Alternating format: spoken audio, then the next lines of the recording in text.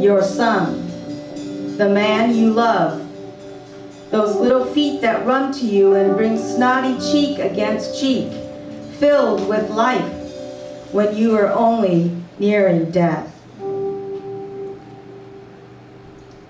When she finally comes out of her drugged sleep, walks courageously to me in the waiting room, faking a smile, her breath smells like an old woman.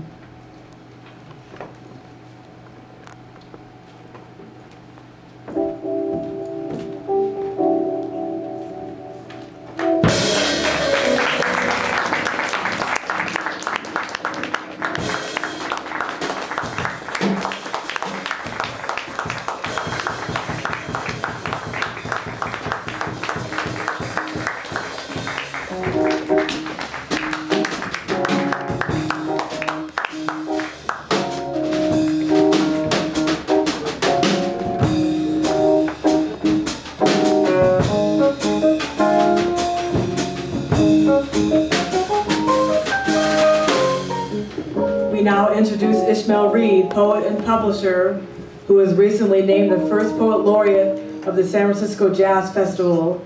He will read from his work.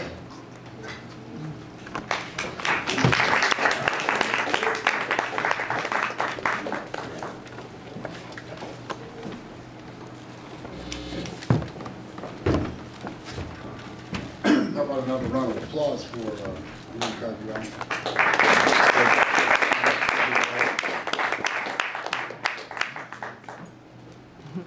I'd like to see that one about 5 weeks here.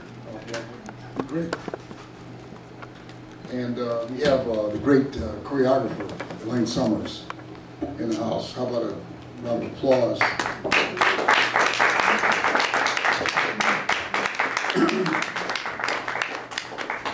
Great musicians here. Carla Blank, the choreographer.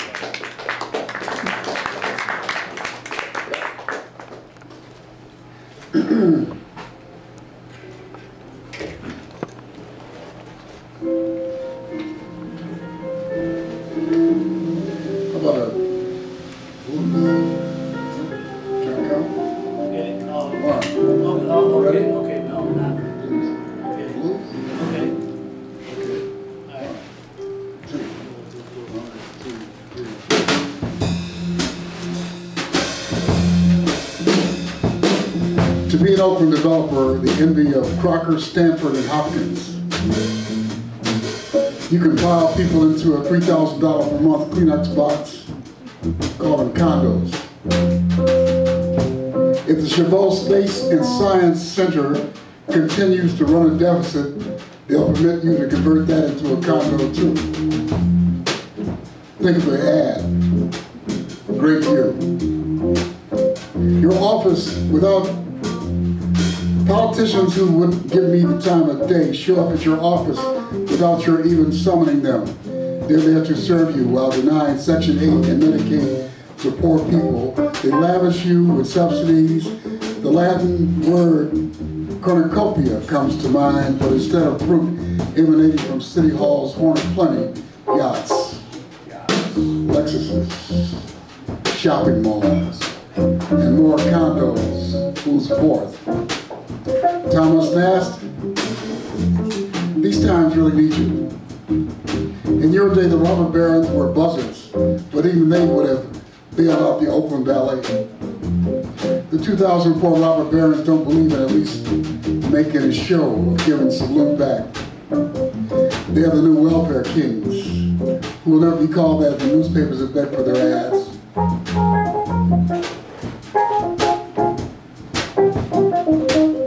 Their mayor, Jerry Brown, will never call them lowlifes, which is what he called the residents of the Alice Arts Hotel.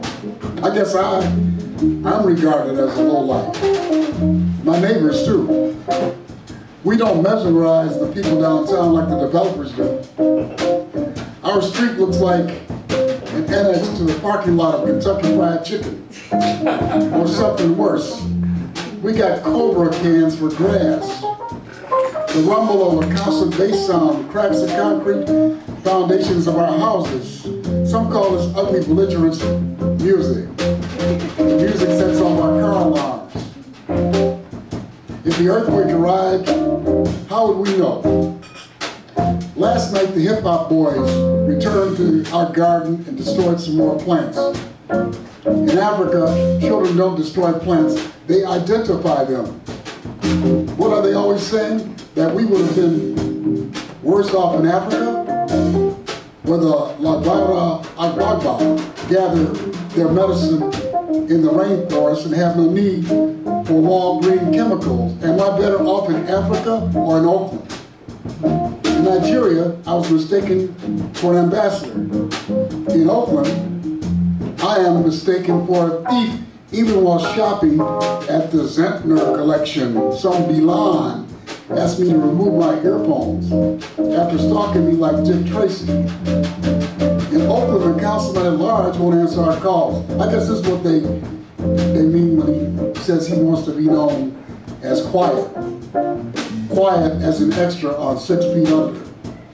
And the people answer, and the police answers our pleas with a suburban joke. Why not make a citizen's arrest? Meanwhile, our children, nurtured on Scarface movies, are using each other for target practice, while the developers' children go whale watching at Point Reyes. Yeah.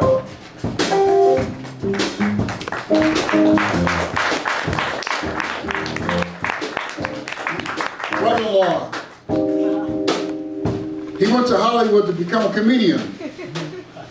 Instead, he became a joke.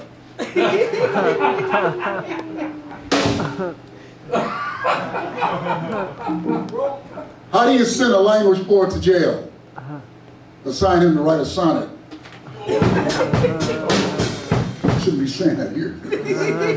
I'm joking around, you know. This is a song I wrote for, I get some royalties writing songs. Cassandra Wilson, Bobby Womack, Taj Mahal, Mary Wilson of the Supremes have all done songs that I've written for them. So they asked me to write a song for Tony Allen, who was invented the Afrobeat, and he performed it in Paris in September, at the concert. I call it, I Pray to Chevron. Slow blues, slow blues, slow blues. Oh, you don't want Afrobeat? Okay, okay. We're in New York.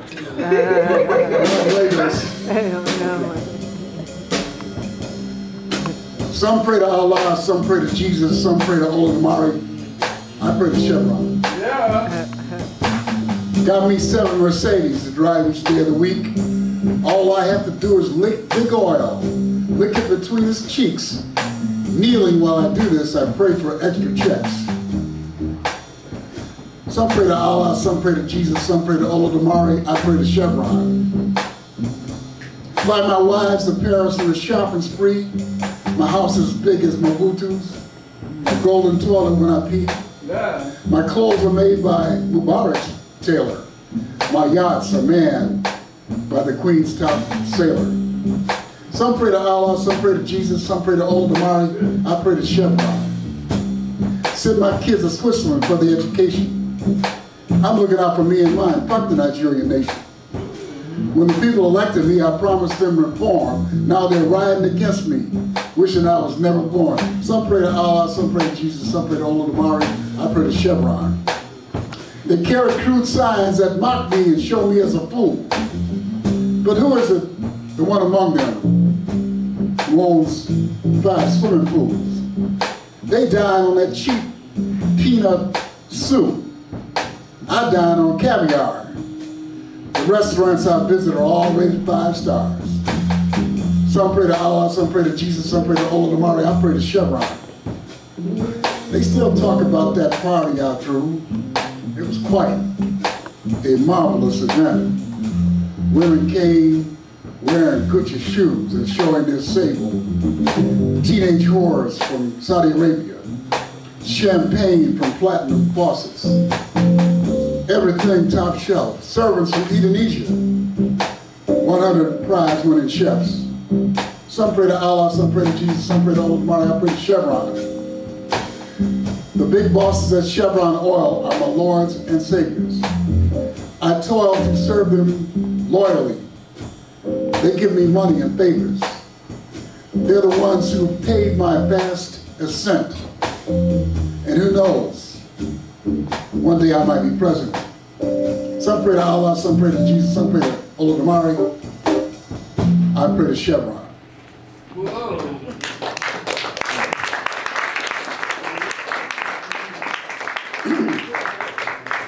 Chevron put this up on their site. You can't win. They have billions of dollars with no sense of irony. Okay. This is called The Thing Between Us. In the winter, this roomy ghetto Queen Anne is hard to heat. Made of oak and maple, it survived the big one of '06. You were made of plastic and survived only 2 years. Those were good years for us. On that last night, we surfed until 3.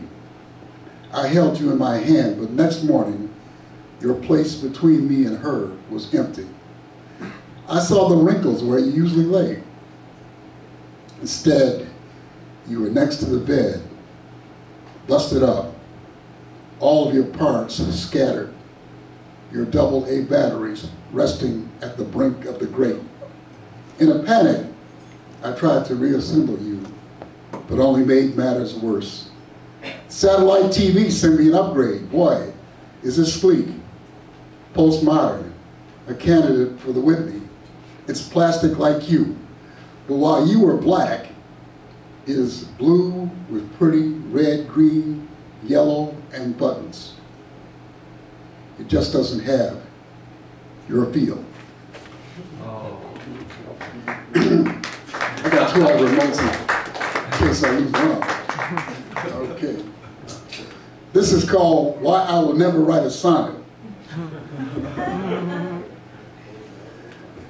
The draw of the form I fail to see the 14 lines which poets have groped, too many birds, too many trees, too many hallmark. How do I love these?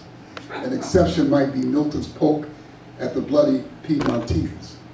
Employed by men with too much time, of noble birth and the cousins of kings, whose toil was thoughts about the nature of things, who never had their hands touch grime, whose sonnets were roses or soft like spine. Claude McKay made the sonnet fight, so students of verse give the Jamaican his props. His sonnet, like hard bop, had some spunk, like Silver's left hand on Opus Defunct. But even with this, I can't get on it. So take this, critics, as a bee in your bonnet. You are reading a man who will never write a sonnet. Yeah. Now,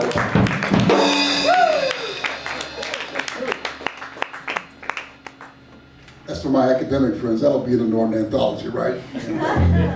Let them figure out whether that's a sonnet or not.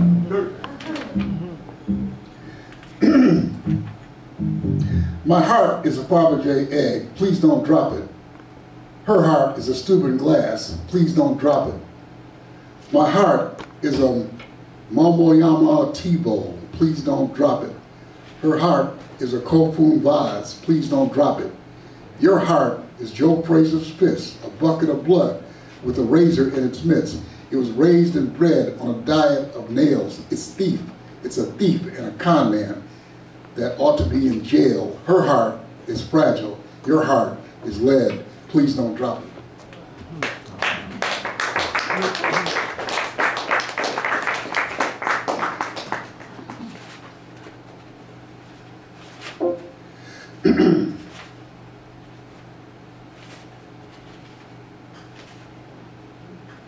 Got a lot of stuff here. Let's see.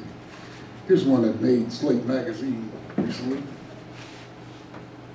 This is called Scrub Jays.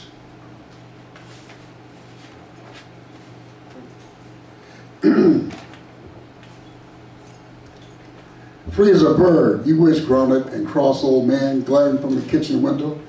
As I stab my beak into the choice apples at the top of your tree, you can ball your fists all you want. You can grit your teeth, but there's nothing that you can do about it. What good are apples to old men anyway? You have lost your bite.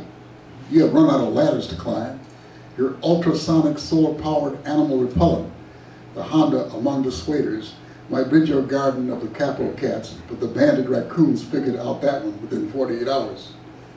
Getting rid of one pest only invites others. You're in your 70s and haven't learned that.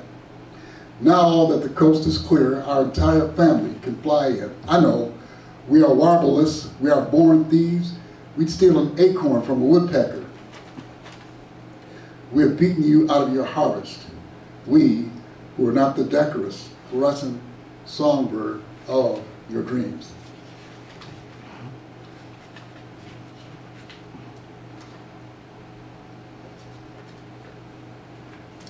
Let's see.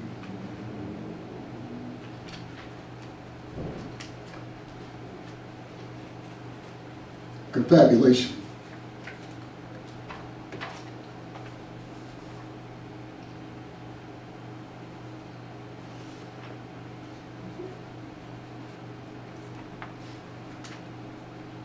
This is all new stuff, okay? I'm not going around reading things I wrote 20 years ago. Let's see. Confabulation. When he is their age, 92, when young people go through what he's going through, will he accuse them of running away with the treble clef? Will he, in his wheelchair and waving his cane, shout, "Hey, you young'uns, come back here with the weather"? Will they have issues with people born in 1938 as he is having problems with people born in 1917? He doesn't know whether it's about the year or about him. Is it because his goatee and mustache resemble the Kaiser's? One says that he sold her brownies recipe and bought a mansion with the profits, with a butler and 5 maids overlooking a beach where all he does is sit around and paint mountains in the distance in between taking sips of Zinfandel. Quote, "I could have donated that money to my church's building fund," she grumbles. She says that he goes to the cemetery and gossips about her boyfriends to her husband, and that's why each night he stands at the foot of her bed in tears. The other one says that the reason it was dark when they had the family picnic in the backyard was because he put the sun in a safe deposit box. The only cloud above the falafels and beer is her thought bubble. So here's the thought bubble, like the cartoons. If you get my new book, Juice, I got 25 of my cartoons in there. A blonde, this daughter didn't look Mediterranean like the others. She could have been somebody. Sitting on the Met board, a box seat at Lincoln Center, an original Monet hanging from the hall leading to the dining room. While her husband did hedge funds during the day, she would host charity balls at night, her jewels outshining the chandeliers. Instead, she married a creative writing instructor. A dollar per line poet. May I paraphrase Berta Gersten, who appeared as the mother in the film The Benny Goodman Story? The Benny Goodman Story? Gefilte fish and collard greens don't mix. His mother-in-law saw movies at the Movie Palace, to which he arrived by taking the bus. He gets his from Netflix without leaving the house. He rented, quote, "The Kids Are All Right," about a lesbian couple that has adopted 2 children. That night he dreamed that a lesbian couple was going to adopt him. He should have known that there would be trouble when the social worker grinned and smiled at the same time. He opened the door and his new parents entered the room. It was his mother and mother-in-law. His mother's hair was cut short like Annette Bening's. He couldn't get back to sleep. Yep. And the last one I'm going to read is called Sweet Pea. And I'll be accompanied here. Okay, Sweet Pea. On December 2nd, 1918, at Pittsburgh's Stanley Theater, a one-time vaudeville hall, the Movie Palace version of Versailles, whose interior displayed a 4,700-pound chandelier, 12 feet wide, 12 feet high mirrors, a place where Dick Powell crooned soft ballads, and Calloway did his head dance. And it was 1927 opening night, was attended by Adolph Zucker of Paramount Pictures. Billy Strayhorn, nicknamed Sweet Pea, was introduced to Duke Ellington. Thus began a collaboration that lasted until May 31st, 1967. Those who witnessed the birth of this creative partnership were Harry Carney, baritone saxophonist, Johnny Hodges, alto saxophone, and Ivy Anderson, vocalist. Duke said to Billy, 23 years old at the time, "Sit down at the piano, let me hear what you can do." He said, "Sit down at the piano and let me hear what you can do." Never one to hide his proclivities, he got through high school thinking of himself as a lonesome flower, a passion flower. Don't real men think of themselves as steel with arms full of power, who put their shoulders to the wheel as towers of string, who won't read a book? No one could cook for the cast of Adam Preming's Anatomy of Murder. Duke said, well, he became the official cook because we had a great kitchen with lots of pots and pans. He would not allow anyone else to enter the kitchen, and he used to cook some great dishes. He even got himself a chef's hat. That was Billy Strayhorn, whose songs were about the haunted, those who spend their days in daydream and reverie, who see bridges that can't be found, whose feet don't seem to touch the ground, missing in action from everyday life, journeying through life without a spouse. They prefer the cafe rounds at night. Billy Strayhorn, your music could be as subtle as a chill martini glass of gin with a light spray of vermouth, the drink they call Billy's drink at Cafe Society. You knew all about wines. Your music could be fantastical, ethereal, Shakespearean. But then it could come at you like the fist of the brown bomber, like the score you wrote based simply on Duke's instruction to you about to get to his house at 409 Edgecombe Avenue, Harlem.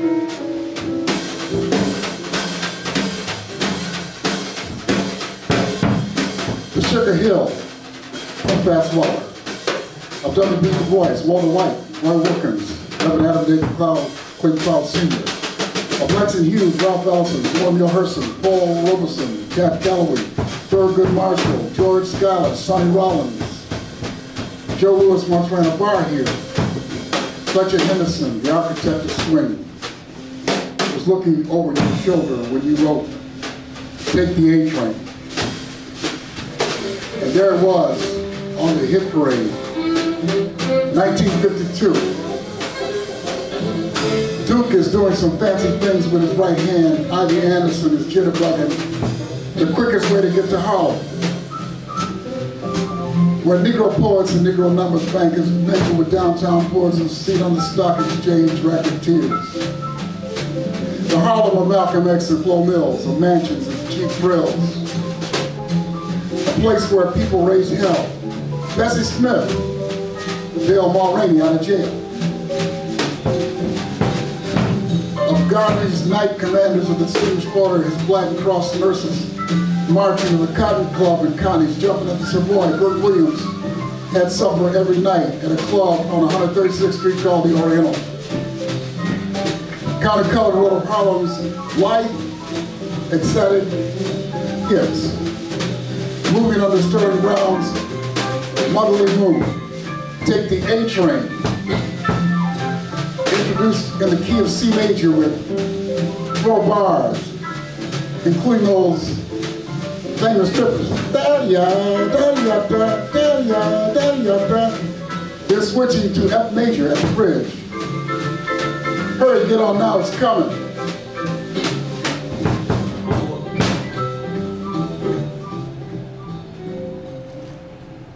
Billy Strayhorn, aren't we lucky that you didn't take a cab? Thank you.